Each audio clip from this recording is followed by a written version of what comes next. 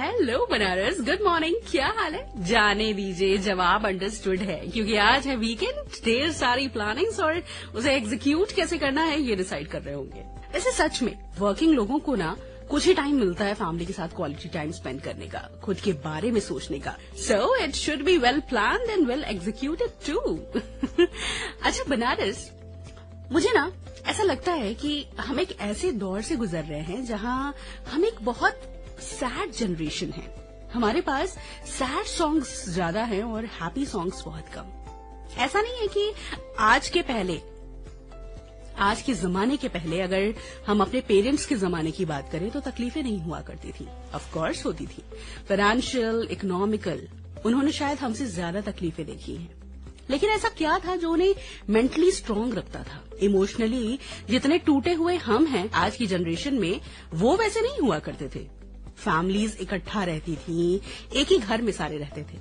बहुत फर्क था उस माहौल में और आज के माहौल में। शायद हमारे पास सुविधाएं बहुत ज्यादा हैं, टूल्स ऑफ कम्युनिकेशन बहुत ज्यादा है, but we don't have people to talk, and that's the major problem. बात करने के साधन बहुत है, पर बात करने को कोई ना हो तो क्या किया जाए? शायद इस दुख का कारण ये है कि हम अपने लोगों को ही खुद से दूर कर देते हैं। हमारे लोग हमारे आसपास होना बहुत जरूरी है, और मुझे लगता है कि एचआर वालों का एक बहुत अमेजिंग सा कोर्स होता है, पीपल मैनेजमेंट।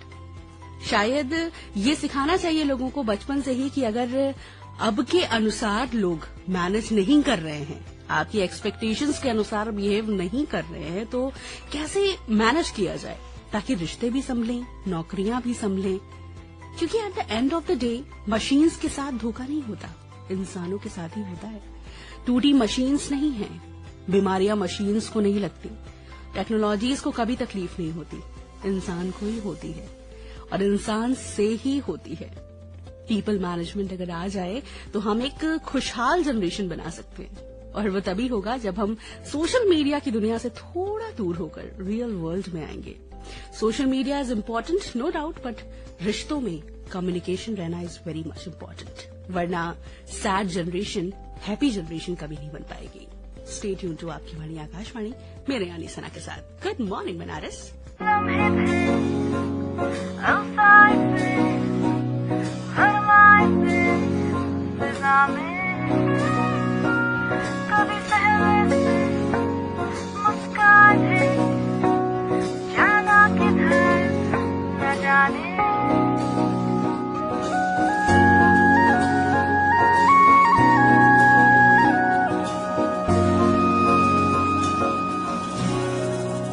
मीठी बोलिया आसमानी रंगों की, मीठी बोलिया बेजुबानी लम्हों की, मेरे पे संभलते चलते लड़खड़ाए, हाँ मगर ये हौसला न डगमगाए, अरमान के पतंग को उड़ाए।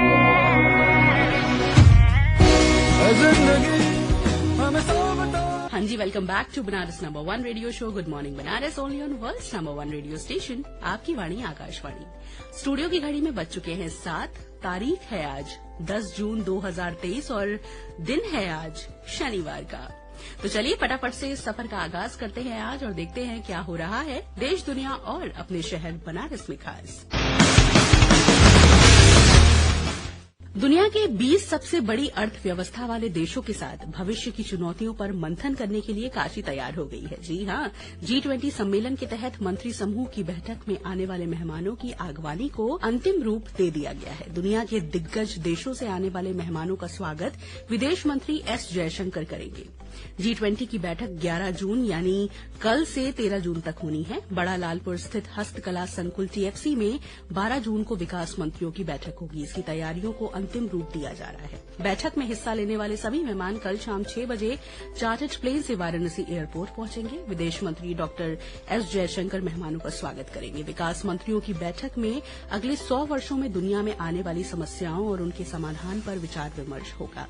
G20 देशों के विकास मंत्री अपने अपने अपने देशों के विकास मॉडल प्रस्तुत करेंगे। इस दौरान पिछले कुछ वर्षों में वित्तीय संकट, जलवायु परिवर्तन, महामारी, आतंकवाद और युद्ध जैसी परिस्थितियों से निपटने का खाका भी खींचा जाएगा। इसके अलावा बताऊं आपको बनारस की मेहमानों की ओडीओपी और जीआई उत्पादों के उपहार देने की तैयारी है। जी हां, उपहार के तौर पर मेहमानों को गुलाबी मीनाकारी से बने मोर दिए जाएंगे। गुलाबी मीनाकारी के नेशनल अवार्डी कुंज बिहारी जी ने बताया कि राष्ट्रीय पक्षी मोर बनाने का ऑर्डर मिला है। ऑर्डर पूरा करने के लिए करीब 100 से अधिक प्रशिक्षित और पुश्तैनी कारीगरों का परिवार जुटा हुआ है। तो भविष्य की चुनौतियों पर मंथन के लिए हमारी काशी पूरी तरह से तैयार है और स्वागत भी नो डाउट भव्य होने वाला है। इसके अलावा हमारी काशी में सुरसरी तट पर दमक रहे काशी विश्वनाथ धाम की तरह ही अब मणिकर्णिका तीर्थ भी चमकेगा। जी हां, मणिकर्णिका घाट पर विष्णु पादुका, चक्र पुष्करणी तीर्थ और पूरे परिसर के मंदिरों की श्रृंखला को संरक्षित किया जाएगा। जी हां, मणिकर्णिका तीर्थ परियोजना को national mission for clean Ganga NHCG की मंजूरी मिल गई है। इसमें जलासेन घाट से सिंधिया घाट के पूरे परिसर को कॉरिडोर के रूप में विकसित किया जाएगा। इस परियोजना का काम जून के अंतिम सप्ताह से शुरू होने की उम्मीद है। काशी विश्वनाथ धाम की बाईं ओर स्थित मणिकर्णिका तीर्थ परिसर को 3 चरणों में विकसित किया जाएगा। इसमें सड़क से प्रवेश करने वाले मुख्य द्वार को भव्य बनाया जाएगा। घाट से लेकर मंदिर श्रृंखला तक की व्यवस्थाओं को सुव्यवस्थित किया जाएगा। यहां घाट पर आने वाले श्रद्धालु, पर्यटक और अन्य लोगों के पंजीकरण की व्यवस्था होगी। यहां हाई रेजोल्यूशन के सीसी कैमरास भी लगाए जाएंगे और इसके साथ ही सुरक्षा व्यवस्था को भी चुस्त दुरुस्त किया जाएगा।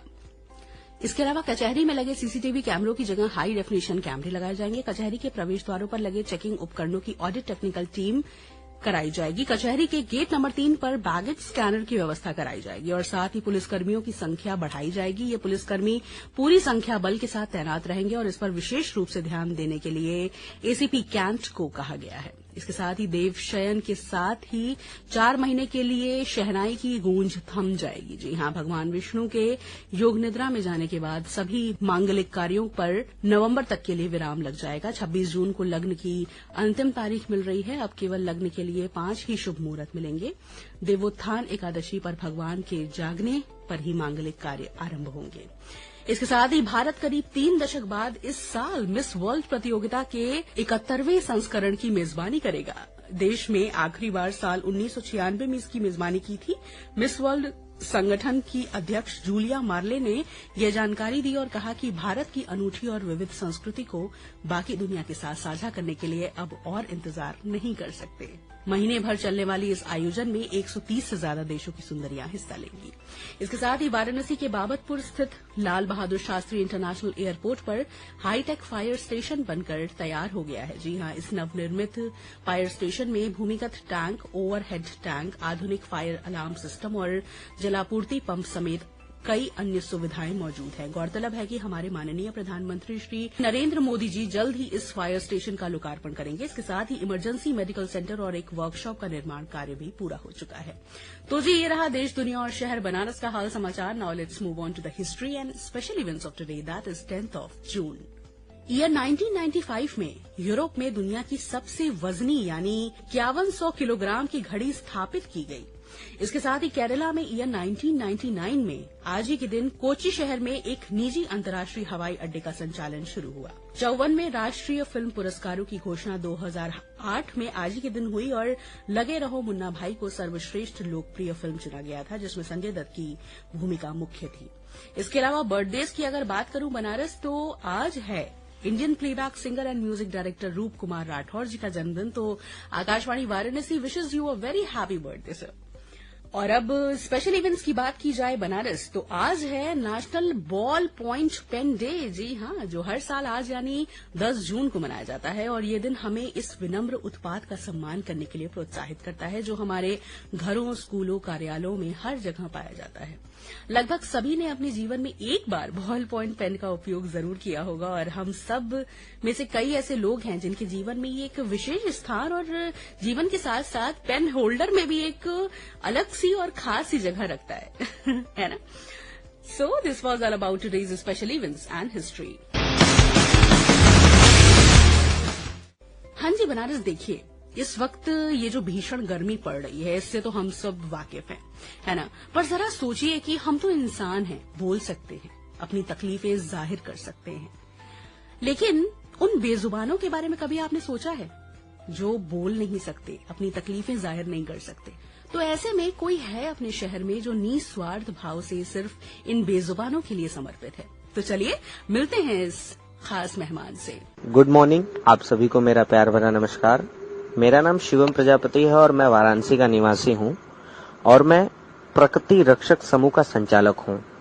इस समूह को चलाने का मेरा जो उद्देश्य है वो कुछ इस प्रकार से है कि वाराणसी के अंतर्गत आने वाले विभिन्न क्षेत्रों में जो पशु निवास करते हैं उनके लिए निस्वार्थ सेवा भाव से सेवा का एक निर्णय लेकर, प्रण लेकर चलना, ताकि हर एक बेजुबान पशु पक्षी संरक्षित एवं सुरक्षित रहें। हमारा एक मुहिम है, वो मुहिम है कि चलो एक पहल चलाएं, सारे जीवों को बचाएं। वाराणसी में किसी भी स्थान पर कोई भी लावारिस पशु पक्षी चुटुल अवस्था में, पीड़ित अवस्था में, लाचार, बीमार, घायल दिखाई पड़ता है तो लोगों के सूचना के अनुसार मौके पर पहुंचकर उस बेजुबान का निस्वार्थ सेवा भाव से इलाज प्रसार करना आदि सम्मिलित है। मैं इस सेवा भाव में किसी भी प्रकार से कोई भी शुल्क लागू नहीं करता हूं सामने वाले व्यक्ति से। इसी क्रम में वाराणसी के अंतर्गत निवास करने वाले लावारिस पशु पक्षी जिनका कोई नहीं है, उनके लिए रिफ्लेक्टिव कॉलर बेल्ट, जो मेरा पहला प्रोजेक्ट है जिसका नाम है प्रोजेक्ट रोशनी, इसके संबंध में मैं उन पशुओं को एक प्रकार का ऐसा डिवाइस लगाता हूं जिससे सड़क दुर्घटना जो अत्यधिक वेग गति के साथ होती है उसमें कुछ प्रतिशत तक गिरावट आए और बेजुबान पशु भी संरक्षित एवं सुरक्षित हों। अतः मेरा जो दूसरा प्रोजेक्ट है उसका नाम है प्रोजेक्ट नाद। यह सेवा का एक बहुत बड़ा पैमाना है और इस पैमाने को मैं हर साल की भांति इस साल भी चला रहा हूं। इस प्रचंड रूपी धूप में और जला देने वाली गर्मी में मैं बेजुबानों के लिए वाराणसी के विभिन्न क्षेत्रों में एक प्रकार का नाद रखवाना चाहता हूं और टारगेट मेरा 501 का है, जो वाराणसी के पशु बहुलक क्षेत्रों में रखवाने का विचार है।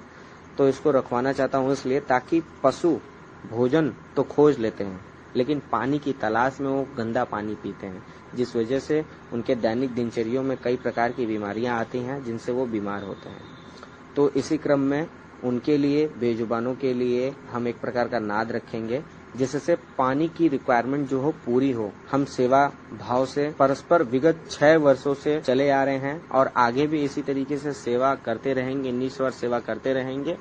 आप भी अगर वाराणसी के किसी भी क्षेत्र में इस प्रकार से कोई दुर्घटना होते हुए देखें, किसी पशु को पीड़ित देखें, लाचार, घायल, बीमार देखें, तो हमें सेवा का अवसर दें। हमारा दूरभाष नंबर है 7618079826।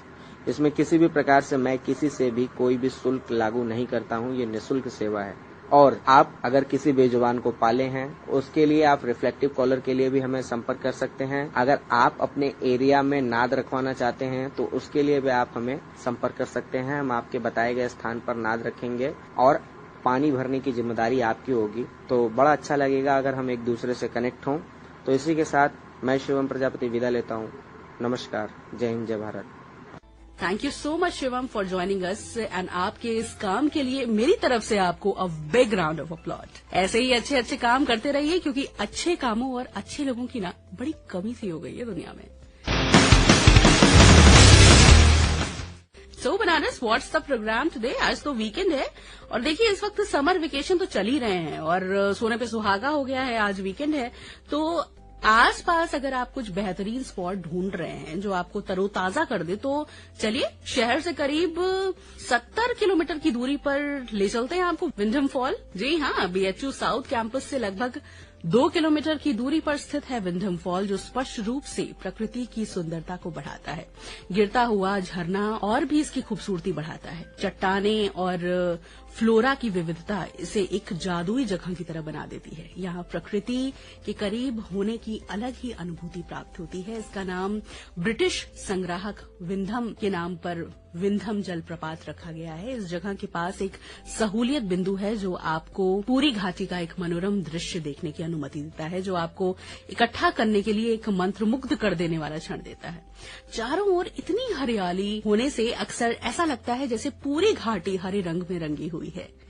व्याधम जलप्रपात के किनारे एक चिड़ियाघर भी है जो आकार में छोटा होने के बावजूद एक शानदार मनोरंजक जगह है। यहाँ एक खाना पकाने की भी जगह है जो अक्सर बड़ी संख्या में स्थानीय लोगों से लेकर दूर दराज की जमीनों के लोगों द्वारा देखी जाती है। परिवार और दोस्तों के साथ घूमने के लिए और इसके सबसे अच्छे दृश्य का आनंद लेने और इसकी सभी महिमा का गवाह बनने के लिए मॉनसून के दौरान जब पानी अपनी पूरी ताकत से बह रहा होता है तो विंडम फॉल का दौरा करना चाहिए। लेकिन ये थोड़ा खतरनाक भी होता है, इसलिए पानी के अंदर जाने से बचना चाहिए। गिरते हुए पानी का शोर सुखदायक शांति और आनंद देता है।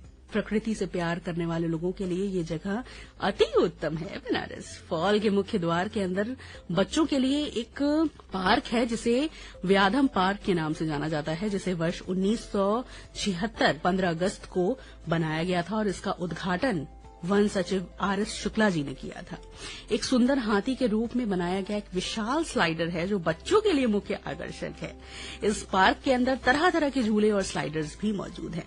तो अगर आपका उधर जाना होगा तो जाइए और don't forget to share your valuable views on bkldair@varanasi@gmail.com। और तो और बनारस, आप हमारा फेसबुक हैंडल जो है ऑल इंडिया रेडियो वाराणसी, वहां भी हमें फॉलो कर सकते हैं। हमारे प्रोग्राम्स को लाइक कीजिए, शेयर कीजिए, कमेंट कीजिए, क्योंकि आपका जो व्यू है ना वो हमारे लिए बहुत ज्यादा इम्पोर्टेंट है। इसके अलावा हमारा इंस्टाग्राम हैंडल भी है ऑल इंडिया रेडियो वाराणसी, वहां भी आप हमें फॉलो कर सकते हैं। और कुछ नई चीजों के साथ हम बहुत जल्द ही आपसे इंस्टाग्राम से कनेक्ट होने वाले हैं, तो अब आप हमें सुनने के साथ साथ देख भी पाएंगे। और अब बस छोड़े जा रही हूँ बनारस आपको विद दिस ब्यूटीफुल ट्रैक। मिलूंगी आपसे 8:45 पर मधुरिमा के साथ। अब से थोड़ी देर में यानी 7:20 से प्रादेशिक समाचारों का सिलसिला जारी रहेगा, जिसे हम अपने लखनऊ केंद्र से रिले करेंगे। सुनाओ, this is Sana heading of. खुश रहिए, प्यार बांटिए और 24 घंटों में किसी ना जानने वाले की खुशियों की वजह बनिए। जैसा कि मैंने हमेशा कहा है, कहती हूँ और कहती रहूंगी भी कि बहुत सुकून मिलेगा, ट्राई जरूर कीजिएगा। चलती हूँ, टाटा बाय, दुआओं में याद और अपना ख्याल रखिएगा। See you at 8:45, bye and happy weekend. केसरिया तेरा इश्क है पिया, रंग जाऊं तो मैं हाथ लगाऊं, दिन बीते सारा तेरी फिक्र में, मैंने सारी तेरी खैर मनाऊं। केसरिया तेरा इश्क है पिया, रंग जाऊं तो मैं हाथ लगाऊं, दिन बीते सारा तेरी फिक्र में, मैंने सारी तेरी ख्याल मनाऊं। खिड़की पे आजा गोरी, सोरा सिंगार करके, होठों पे झूठा गुस्सा, आंखों में प्यार करके, सस्ते में छोड़ूंगा ना पकड़ा जो हाथ तेरा, पंगा लिया है तूने लोफर से प्यार करके। तू ही मेरी सोनी है, तू ही था मेरी चल वर्गी जिंद मोड़ी है। केसरिया तेरा इश्क है पिया।